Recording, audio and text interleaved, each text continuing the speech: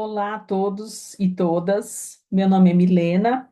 Eu sou doutoranda no Programa de Linguística Aplicada e Estudos da Linguagem pela PUC São Paulo. E o tema do nosso mini curso de hoje é a desencapsulação do ensino-aprendizagem de línguas adicionais por meio de atividades sociais. Para início de conversa, eu compartilho com vocês aqui dois objetivos deste minicurso. O primeiro é promover uma reflexão crítica e colaborativa sobre as abordagens utilizadas no ensino-aprendizagem de línguas adicionais e também incentivar os participantes a questionarem práticas tradicionais e a explorarem alternativas mais dinâmicas, e inclusivas para o ensino-aprendizagem de línguas. É, Antes de começarmos a falar especificamente sobre o conceito de desencapsulação, eu achei importante, situar vocês do contexto em que vivemos das tecnologias, sobretudo das inteligências artificiais. Sabemos, né, não é a minha área específica de pesquisa e estudo, mas sabemos que as inteligências artificiais, elas exercem um papel importante hoje na vida de todas as pessoas, mas elas são alimentadas, não podemos nos esquecer de que elas são alimentadas por humanos. E eu trago aqui uma situação bastante reveladora, porque eu perguntei ao Chat GPT, uma das inteligências artificiais mais usadas, que eu gostaria de praticar o meu inglês e quais sites ele recomendaria, né? Então, de pronto, ele já me dá aqui que vários sites poderiam me ajudar. Eu vou utilizar, o inglês como língua adicional, né, como contexto aqui do nosso curso, mas mesmo para aqueles educadores que venham de áreas de outras línguas, italiano, francês, espanhol, tudo que nós discutiremos aqui neste mini curso pode muito bem ser aplicado ao ensino-aprendizagem dessas outras línguas também. Então, é, como resposta a essa questão que eu lancei ao chat, ele me traz aqui, em primeiro lugar, né, nós assinalamos aqui em vermelho uma visão muito fragmentada de ensino-aprendizagem de línguas. Então, ele inicia separando o ensino-aprendizagem por habilidades. Então, para praticar leitura e vocabulário, para praticar a conversação e a pronúncia, para praticar a audição e a compreensão oral, para praticar gramática e escrita. Então, aqui de pronto, nós já entendemos que essa inteligência está sendo alimentada por pessoas que acreditam ainda no ensino-aprendizagem de inglês fragmentado ou de qualquer outra língua muito compartimentalizado. Em seguida, nós também colocamos aqui na cor alaranjada que, além dessa fragmentação por habilidades linguísticas, ele traz aí algumas concepções muito rígidas e muito tecnicistas desse ensino-aprendizagem. Então, se você quiser, por exemplo, aprender a ler e ampliar o seu vocabulário numa outra língua, ele sugere que você leia notícias nesta outra língua que sejam adaptadas para diferentes níveis.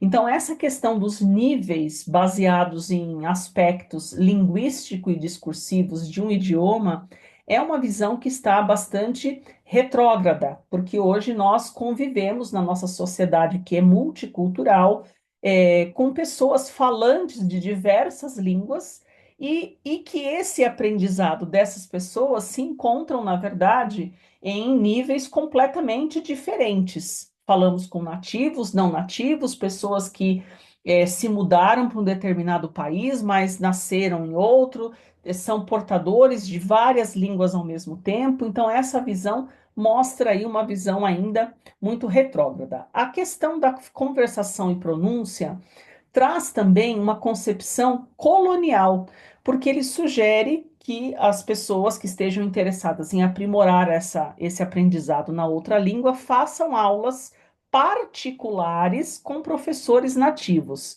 Então, ainda existe uma concepção errônea de que aulas particulares, por você estar, você e somente uma outra pessoa, você vai aprender melhor. Quer dizer, desconfigura todo o caráter sócio-interacionista, de que nós nos comunicamos em grupo, nós vivemos em grupos, né? Então, isso diz muito a respeito daquelas pessoas que fazem aulas particulares há muito tempo e numa situação de uma entrevista de emprego, de uma apresentação num ambiente de trabalho, sentem dificuldade porque não tiveram ali um ensino-aprendizagem no qual eles pudessem interagir com o máximo de pessoas diferentes possível, né? E a questão dos professores nativos, né? Traz ainda a questão de que as pessoas nativas têm uma melhor fluência, uma melhor desenvoltura nesse outro idioma e, portanto, ela é melhor capacitada para ser um professor, para ensinar em relação àquele que se dedicou anos, né, da sua graduação ou da sua trajetória acadêmica estudando uma língua para ensinar outras pessoas. Sobre a audição e a compreensão oral, ele coloca, né, ele recomenda que as pessoas escutem podcasts, que é, né, uma mídia muito propagada hoje em dia, mas voltados para estudantes de inglês, ou de espanhol, ou de francês, que seja, né? Mas se eu for exposta somente a materiais didatizados, porque se eu vou escutar somente para estudantes de inglês, é claro que assim eu já desconsidero qualquer outra mídia autêntica, né? Se eu quiser ouvir um programa de rádio, se eu quiser assistir a um documentário de algum tema do qual eu gosto muito, eu não posso porque não está no meu nível linguístico ou não é para estudantes daquela língua, né? Não faz muito sentido nos dias atuais. E também a questão da gramática, né, e da escrita, então a gramática ainda um ponto, né, muito discutido no âmbito da linguística aplicada e estudos aí de ensino-aprendizagem de línguas, mas que ela não cabe mais, né, nessa atual sociedade ser ensinada de uma forma isolada e por meio, claro, aqui que ele coloca, de guias de gramática. Então, a partir desse contexto, a gente vê que as pessoas, os seres humanos, estão alimentando a inteligência artificial a respeito do ensino-aprendizagem de línguas de uma maneira muito ainda encapsulada. E aí a gente começa a conversar um pouquinho sobre esse conceito, que nós falaremos posteriormente mais sobre ele, de que essas habilidades, os saberes, eles não se dão de forma em cápsulas, né? Como se fosse uma cartela de remédio, por exemplo. Ele acontece de uma maneira muito multimodal, muito interdisciplinar. A partir disso, né, eu continuei aí, prometo que a última parte sobre o contexto, eu continuei a minha conversa com o chat GPT, perguntando a ele ou a ela, né, quais são as principais queixas das pessoas que não conseguem aprender inglês. E aí a gente vê uma controvérsia muito grande entre o que ele recomendou anteriormente para o que ele sugere agora. Então, imaginemos aqui, né, que fosse o ensino de qualquer outra língua. Então, pessoas reclamam, puxa, eu estudei alemão há muitos anos e num momento em que eu preciso colocar em prática todo o meu conhecimento, eu sinto dificuldade. Então, o que que eu devo fazer, né? Então, ele seleciona aqui quatro principais queixas e ele traz ali uma possível solução, né? Então, entendo, mas não consigo falar. Isso está atrelado à falta de prática oral e medo de errar. A gente sabe que nem sempre é isso, né? E a solução, pratique com falantes nativos. Em aplicativos, ele cita aqui alguns aplicativos, mas a gente sabe que nem todas as pessoas nessa sociedade tão desigual em que vivemos, nem todos têm acesso a uma qualidade de internet que possibilite esses sujeitos a ouvirem a terem acesso a esses aplicativos e tampouco terem contato com pessoas nativas reais com as quais os sujeitos poderiam interagir. Então a gente já tem aqui uma situação não muito possível, né, para a maioria das pessoas que vivem aqui no Brasil. A segunda queixa é não consigo entender quando falam rápido, né? Então, ele coloca que é uma falta de exposição ao inglês falado no dia a dia. Mas se eu for exposta, como ele citou anteriormente, a materiais didatizados, eu não vou ter como praticar, né, o inglês que é falado no dia a dia. E a solução, ele coloca, tente ouvir e repetir frases. Então, aqui a gente tem ali uma concepção de um ensino-aprendizagem totalmente voltado para a repetição, para a memorização, que está distante de qualquer conexão com a realidade, com os assuntos em que nós tratamos no nosso dia a dia. Esqueço as palavras rápido. Então a gente tem que é falta de repetição. Então, de novo, né? Ele traz aqui uma concepção muito mecânica e o uso ativo de vocabulário. Então, se eu repito, né, como que eu posso ter um uso ativo de vocabulário? Porque nem sempre eu vou repetir frases que façam sentido para aquilo que eu desejo realmente me comunicar. E por último, a gente tem aqui, tenho dificuldades com a gramática, então é algo que é, eu que sou de uma geração, né, da época ali de 80, 90, então a gente pegou ali um momento de ensino-aprendizagem, né, foi um período em que nós aprendíamos com os famosos drills, né, que eram repetições de frases que nem sempre faziam sentido, né? E aqui ele coloca isso, né? Que preciso repetir, mas preciso usar o vocabulário. E por último, né? Não aplicá-las na prática. Então, como que eu posso é, empregar estruturas linguísticas em situações da minha prática se eu não aprendo a partir da minha prática?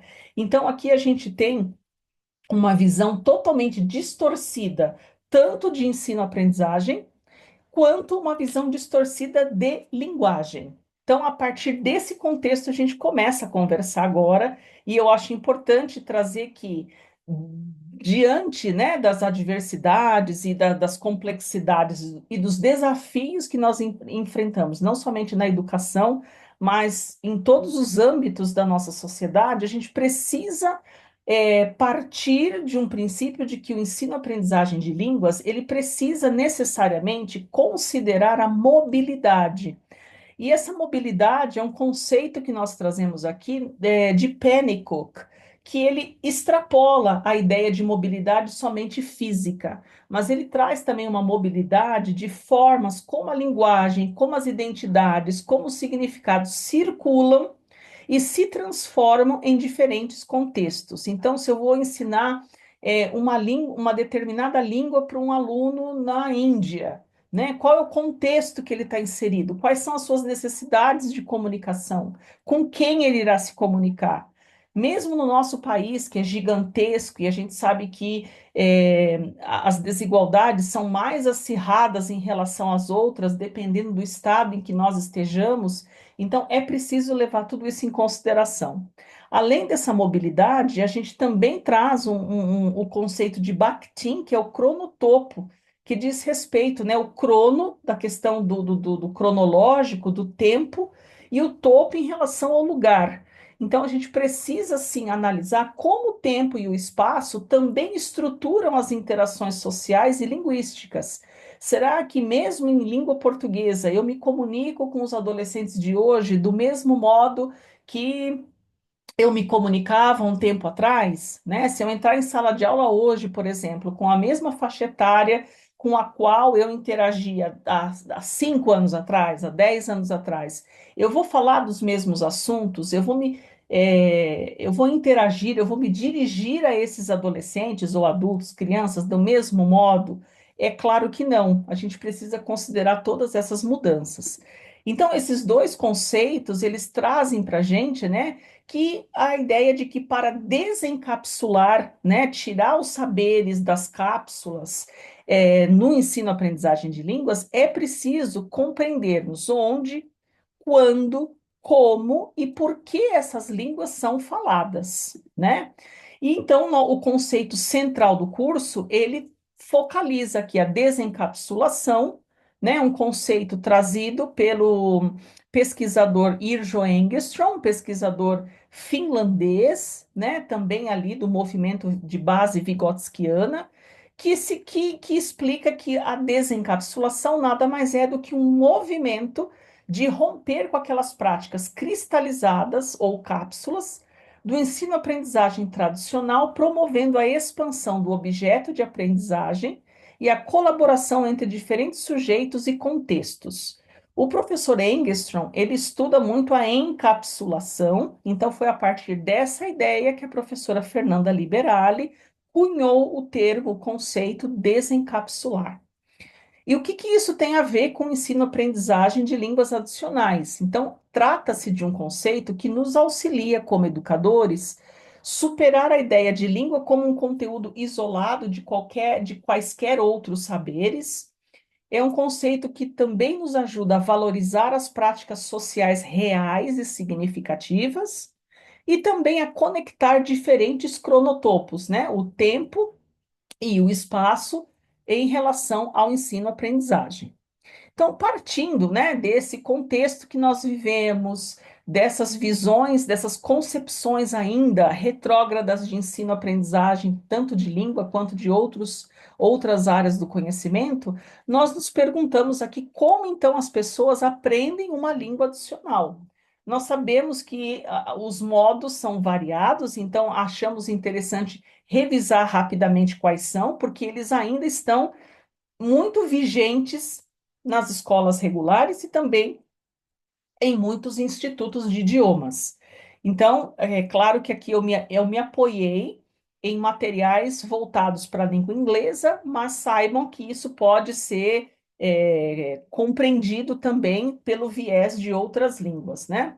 Então, a gente tem aqui uma página de um livro, né, bastante famoso, que traz aqui uma unidade sobre Health and Illness. Então, é uma unidade que vai tratar sobre saúde e doença.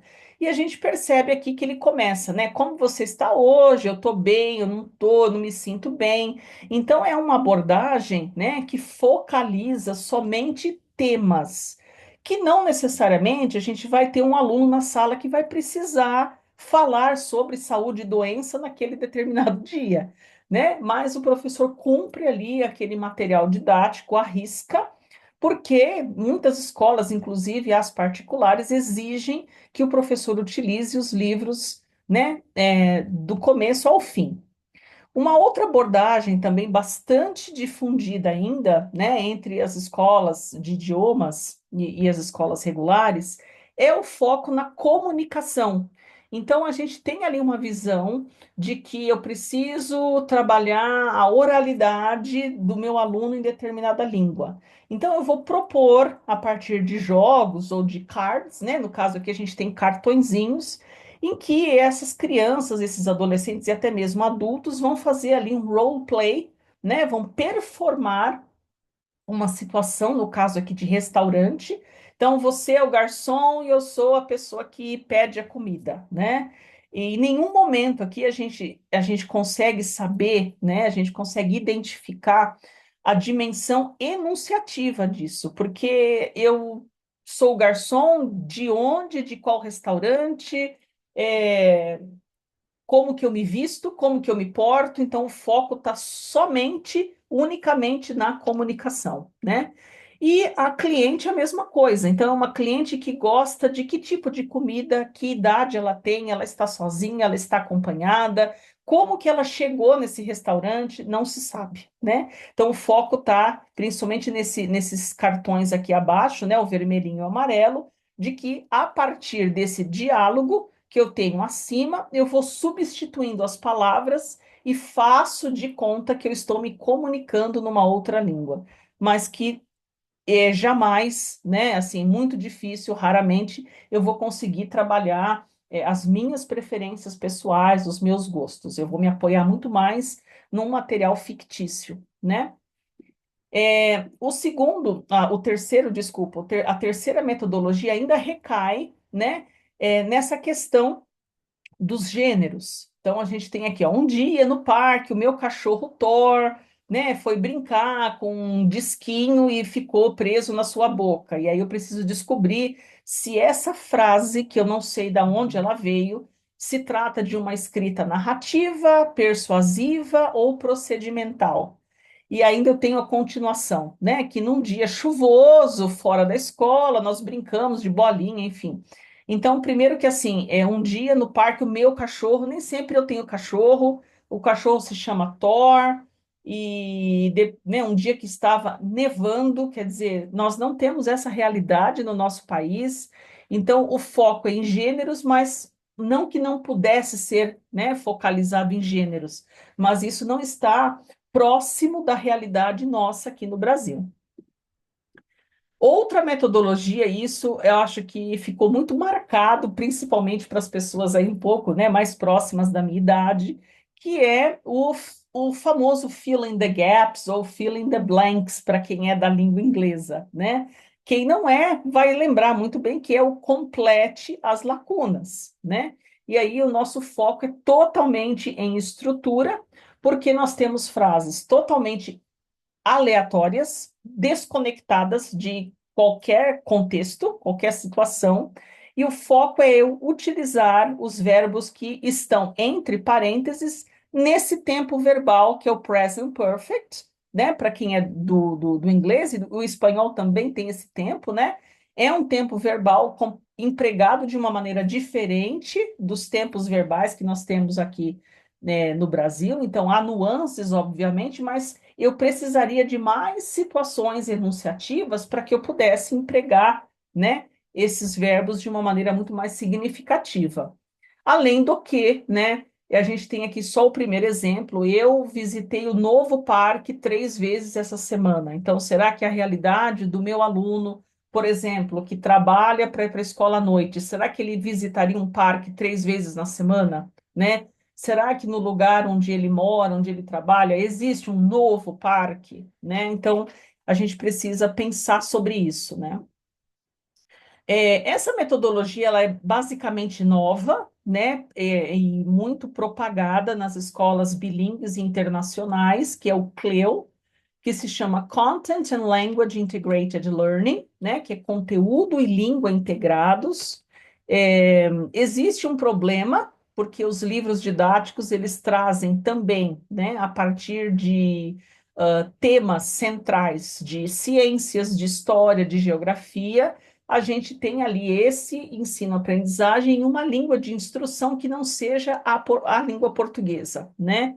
Mas a gente percebe que assim, né? Leia as frases sobre água, né? Uma consigna muito direta, né? Escreva se são verdadeiras ou falsas, e ele até indica aqui 2 sites, né? O que não deixa de ser totalmente ruim, porque são sites, né, considerados aí de formação confiáveis, né? Mas a gente percebe que assim, né, as frases, as ideias aqui, elas são rasas em relação ao ensino, por exemplo, de ciclo da água nos livros didáticos, mesmo nos livros didáticos em língua portuguesa, né? Então, nada na Terra sobrevive sem água, verdadeiro ou falso, né? Então, nem sempre, né, essas atividades levam o pensamento crítico, né? Trabalham ali o movimento cognitivo da maneira como deveria ser. Esse exercício aqui é muito típico de exames de proficiência, e a gente não está falando só de proficiência em inglês, né? Então, são muito parecidos, os exames que atestam, né, um determinado nível em uma língua adicional. Então, aqui a gente tem é uma parte de escrita, que exige ali do candidato, né, uma escrita de 140 a 190 palavras, a partir de um anúncio, né, que saiu num site de língua inglesa. Então a gente percebe aqui, ó, num site qual, né, a gente não sabe, não é contextualizado, e eles requerem, né, eles estão em busca de artigos que tratem desse tema aqui. Então, a coisa, né, ou algo, a coisa mais útil que eu já aprendi. O que que é? O que que foi? Com quem eu aprendi? Por que que eu considero útil? Então, eu preciso desenvolver uma escrita, né, no formato de um artigo, a partir de uma situação totalmente também, né, fictícia, que eu não consigo articular com situações do meu dia a dia, né?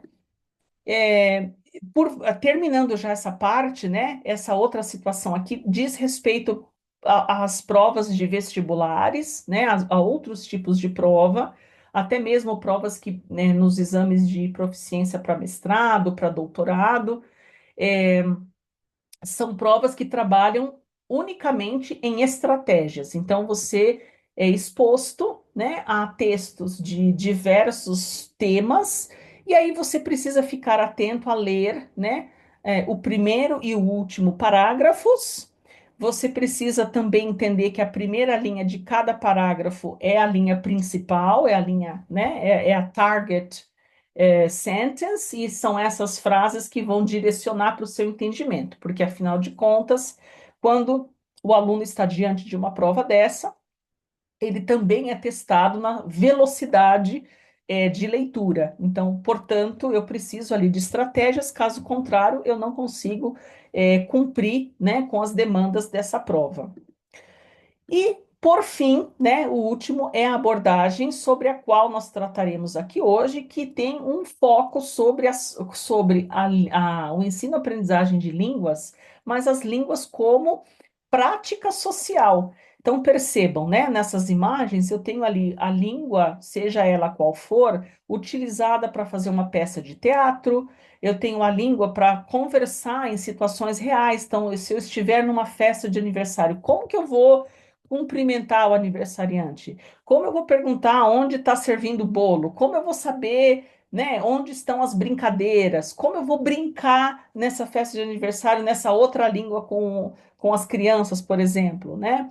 Eu também posso utilizar essa outra língua para protestar algo, né, para solicitar mudanças no ambiente em que eu vivo, né, e também, claro, eu posso visitar lugares em que pessoas estejam explicando, né, por exemplo, num museu, numa galeria, se eu estiver possivelmente num lugar fora do Brasil, eu vou precisar entender sobre do que se trata, né, aquela exposição, enfim.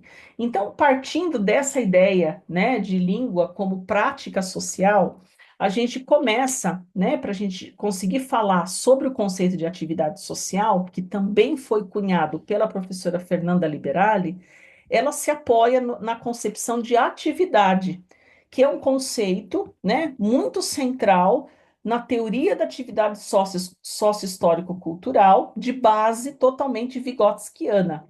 Então, aqui a gente tem um modelo, né? São os famosos triângulos, né?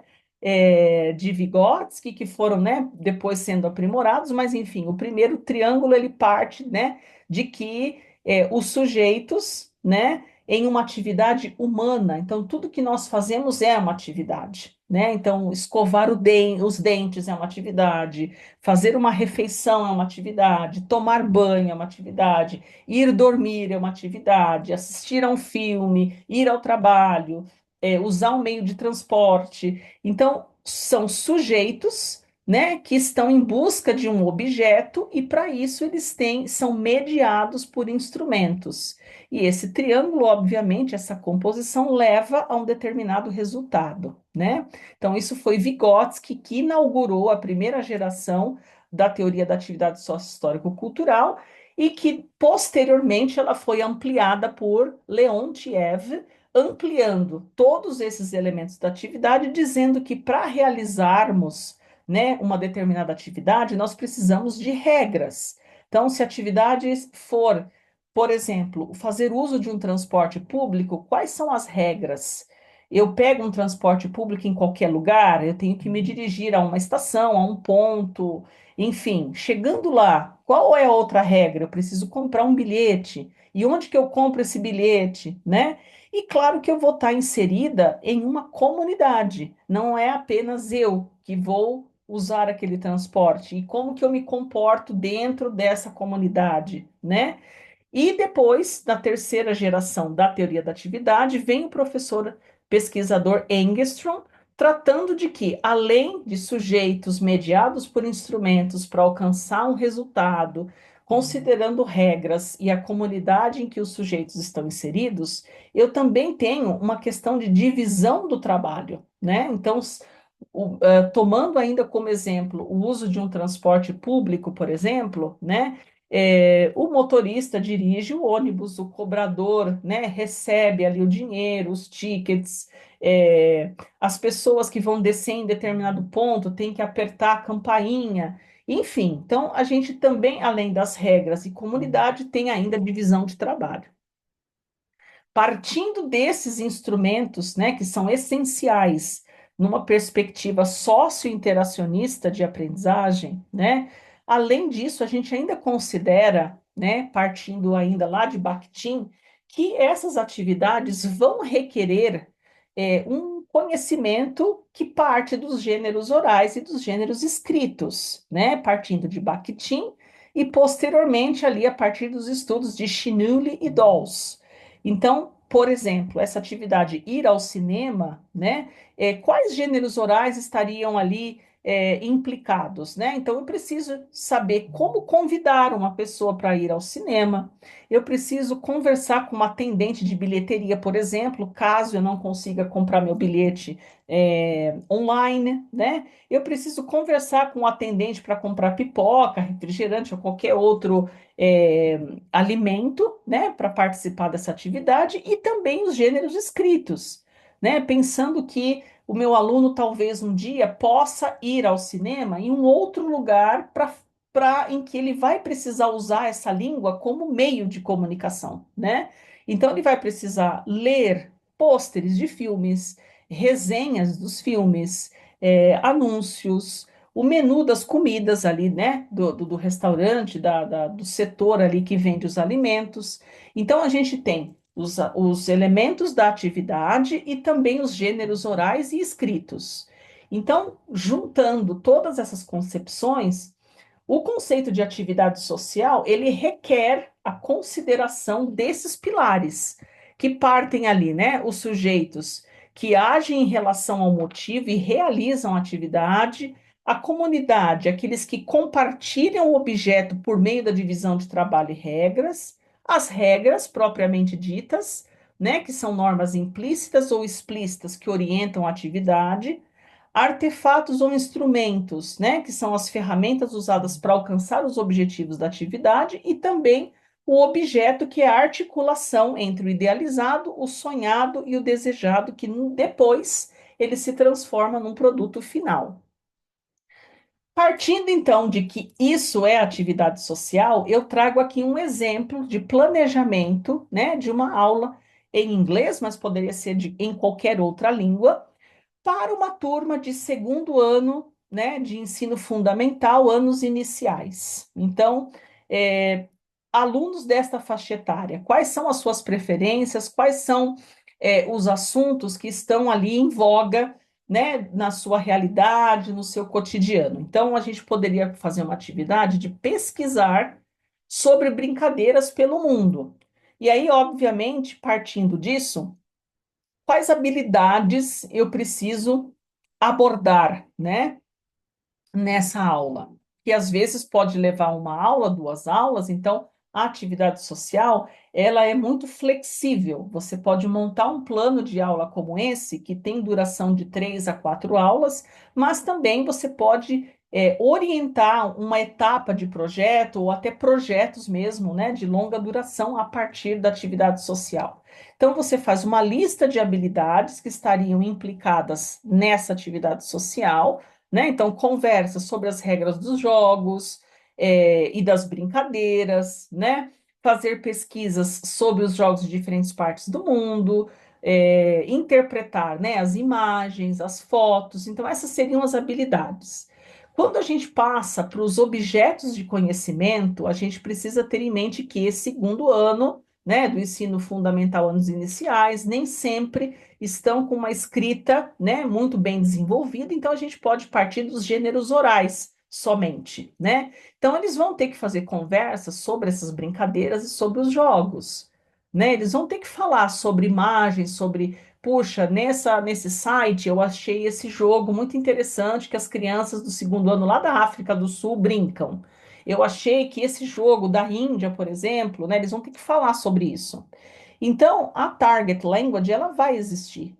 Não é porque a gente viu todas aquelas abordagens que nós vamos desconsiderar os aspectos linguísticos de uma língua.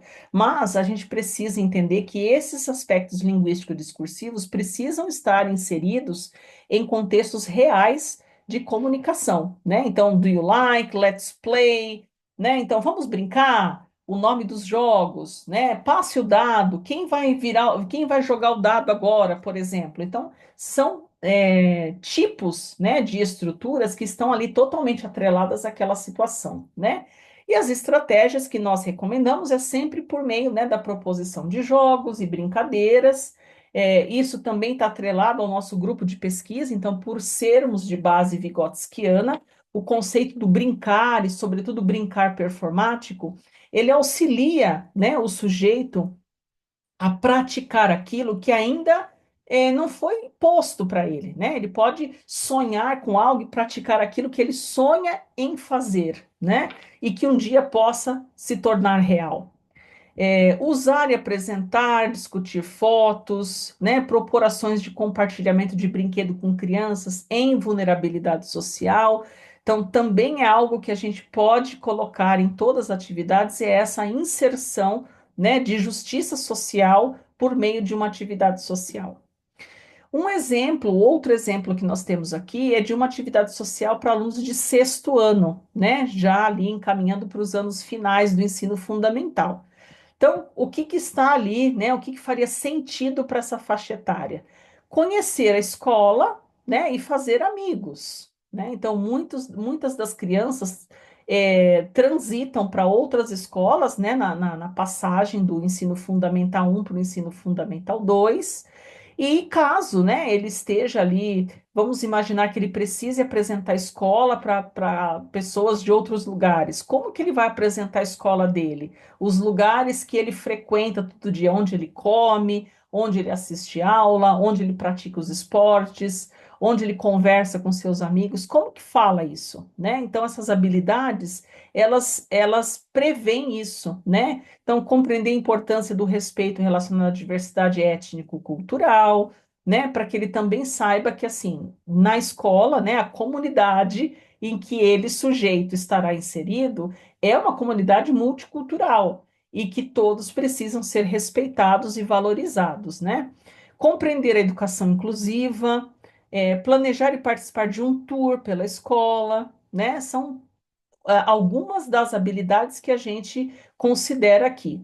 Os objetos de conhecimento, né, a gente sempre parte ali da multimodalidade de fotos, imagens, vídeos, né, e também ali o foco linguístico, né? Então, como que ele vai que linguagem ele precisa para que ele possa falar sobre a escola dele e fazer amigos, né? O que que ele precisa nessa outra língua?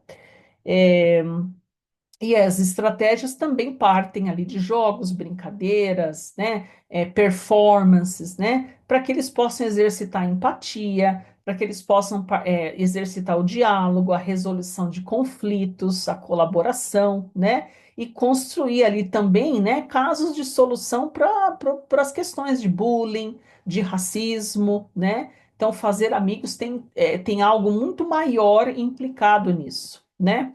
Então, indo para uma parte mais prática, né? Como que então a gente pode planejar uma aula, uma sequência de aulas a partir da atividade social? Então, primeiro de tudo, é escolher a atividade social baseado, né, no que os alunos vivenciam em sua vida, né? Então, a gente também tem, por sermos de base vigotskiana, Vygotsky também apoia, né, as suas teorias no materialismo histórico dialético, que tem ali como mote, né, a vida que se vive, né, de Marx. Então, é um jargão bastante usado, né? Então, quais são as atividades da vida que se vive que nós podemos considerar aqui, né? Participar de um debate, convidar amigos para ir em casa, né? Fazer amizades, assistir a vídeos no YouTube, é algo que eles fazem, né? É, fofocar sobre famosos do Instagram, né? É uma atividade, porque eles realmente fazem isso, né? A partir da definição da atividade, quais são os instrumentos envolvidos? Eu vou precisar de gêneros orais, quais são? Gêneros escritos, quais são, né? E também pensar nos conceitos científicos, que entra aqui os aspectos linguístico-discursivos do idioma, né? E também o conhecimento do cotidiano, né? Eu preciso também direcionar a minha atividade de modo que aquele aluno que vem de contexto X consiga cumprir aquela atividade, que não esteja tão distante, né, do modo de vida que ele leva. Quem são os sujeitos dessa atividade? Eles vão ser atores, eles vão ser políticos, eles vão ser professores? Quem são? Quais são as regras para se praticar isso, né? O que que é preciso ser seguido? O que que é preciso ser respeitado, né? Qual é a comunidade em que eles estarão envolvidos? É uma comunidade de classe média alta? É uma comunidade de esportistas, é uma comunidade de políticos, né? Então eu me direciono, eu utilizo a linguagem de outros modos, né? Em consonância com a comunidade em que eu estiver inserida. O objeto, o que que vai ser? Um convite, uma viagem, um vídeo, né? E a divisão de trabalho, o que que cada um vai fazer, né, nessa atividade social. Então, vejam, né, e o resultado para quê, né? Para que eles vão fazer isso? Para chegar aonde? Para concretizar o quê, né? Então, vejam que a atividade social, ela está imersa, né, numa concepção de ensino-aprendizagem que considera o outro, né, como o mediador do meu ensino-aprendizagem e também aquele com o qual eu posso criar zonas de desenvolvimento proximal, né? Então, não é somente com o par mais sabido, né? The most capable peer, era algo assim, né? Que era colocado nas teorias de Vygotsky lá no começo. Mas com essas releituras desses autores, a gente percebe que o outro, ele pode ser tanto um instrumento, né? Quanto um resultado da minha aprendizagem, né? E aí, como que a gente sugere, né? Então, aqui eu trouxe apenas dois exemplos, porque o nosso tempo é super curto, mas a gente tem um material base, que é esse livro da professora Fernanda Liberali, que é Atividade Social nas Aulas de Língua Estrangeira. Então, tem muita coisa que está direcionado para o ensino de inglês, mas é claro, como nós conversamos aqui, pode ser utilizado em para qualquer outra língua, né? Esse livro foi bastante utilizado, ele se tornou um livro PNLD, por isso que eu deixo aqui o QR Code dele, né? E este outro livro que também está disponível para compra, né, que é Inglês, Linguagem em Atividades Sociais, mais voltado para alunos de final de ensino fundamental e ensino médio. Então, a gente tem aqui dois materiais base, muito importantes e, assim, muito úteis para que a gente possa desencapsular esse ensino-aprendizagem de línguas, né? As referências que nós utilizamos são de base vigotskiana e também trazemos autores mais contemporâneos, como Blomart, o próprio professor Engström. Temos ali, né, as nossas concepções freirianas, Rosman, Stetsenko e a professora Liberali, né? Então, eu gostaria muito de agradecer a oportunidade de participar desse congresso tão importante. Então, agradeço toda a equipe de organização do terceiro CONEC, né, o Congresso Nacional de Educação da Contemporaneidade, um espaço muito importante para que a gente possa trocar as nossas pesquisas. Caso vocês queiram, né, se aprofundar ainda mais sobre esse assunto, também foi tema da minha dissertação de mestrado lá em 2020, né? Quando eu defendi na pandemia, eu também trabalhei o ensino de língua inglesa por meio de atividades sociais em tempos ali de distanciamento social, né? Também foi um período muito difícil, não só para mim, como para muitos educadores, mas é um material que eu recomendo também, porque tem ali outros exemplos, né? A partir dos quais vocês podem se apoiar para praticar e planejar suas aulas. Então, eu agradeço, eu deixo aqui o meu contato e nos vemos aí em mais outros eventos. Um beijo grande a todos.